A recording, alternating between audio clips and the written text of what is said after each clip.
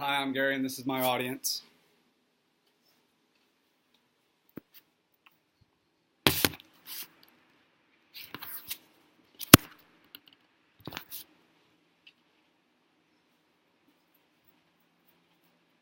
When I finished my first car, I was excited to finally get it, drive it, and finally drive it like a normal 16-year-old kid. Being young and stupid, I missed a lot of things that caused my many headaches down the road while I was driving it. There are a lot of people out there like me who go about the vehicle without noticing things that need to be taken care of before something actually happens. Cars require a lot of upkeep, and you want it to be productive and look good all at the same time. Today, I'm going to inform you about a couple things to do in order to keep your car running the way it should while still looking good. I'm going to talk to you about the 20 to 30 step method in terms of walking around your car, tune-ups and performances to help your car run more efficiently, and methods on how to keep your car looking like you just drove it off the lot. First, the 20 to 30 step method is simply just walking around your car and seeing if there's anything wrong, looking for leaks and maybe oil leaks, transmission leaks. When I first finished my first car, there was a lot of stuff wrong with it that I never even looked at. Jay from the Journal of Auto Gazette says that in these instances, it is important to listen to anything that could be going on when the car is shifting, or when the motor, anything that's going on with the motor. In this case, if you hear something, you need to immediately stop and pull over so you don't cause more serious damage. So things to look for when you're making this method is underneath any oil leaks, and if there are, you always want to check the fluid. Once you check the fluid, if say it's fine and there's nothing, there'll be a little bit missing at least. You want to keep adding as progressively as possible.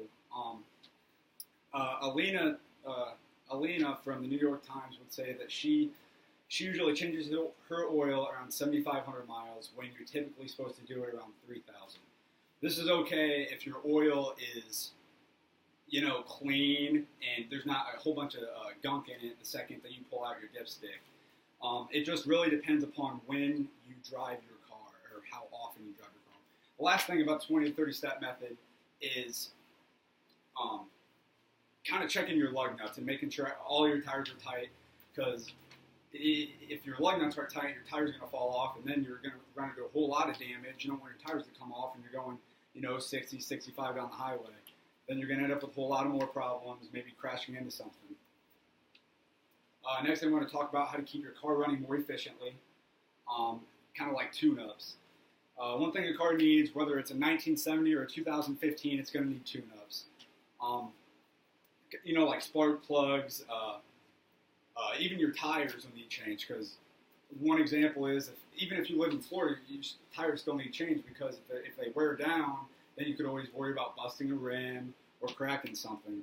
Like a member of the Saturday Evening Post says, from the Post in 1958, keeping your car on the go is the most efficient thing you can do, because if you have a car that sits for a long period of time, then the gas is just going to build up, and whether it's fuel injected or if you have a carburetor, your fuel filter will get all clogged up, and it'll run rough. It won't shift right.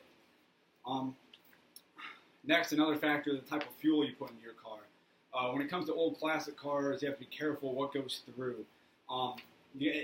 There's stuff called octane, and it makes the octane is in the gas and it runs quicker. As Pat Gross would say from Motor Weekly, he says ethanol is a strong cleaner, and it can clean away years of dirt which get clogged up in the fuel. That's the essential use of octane. But if you use a type of fuel that doesn't get as much octane as another, then you have to use octane booster. It usually just cleans out your system and makes your car run, a lot smoother. With all that being taken care of, you're only steps away from having your car run good, but now it's kind of making it look the part. You don't want a great car that runs perfectly to not look the part. Your car might have a nice motor, nice interior, but really just the exterior's a lot of it too. One thing you can do when it comes down to making your car look good, it's not just washing it and whatnot. If you have scratches or you just have dirt or grime that won't come off your car, there's something they call cut and buffing it. You take a machine and you just kind of put this specific type of glue on it, and you just keep going over and over it, and it eventually takes the scratches away. But you can't do it too much, maybe once or twice a year, maybe, because it'll take the clear coat off your car, taking the shiny elements off. An article on Consumer Reports referring to car advertisements has found that salt is also sticking to the car. So this is over the winter. So if salt is sticking to your car, you're going to have to go get it washed more often in the winter because that causes rust. And rust, whether it's holes or just surface rust, it's not fun. It's a pain to take care of.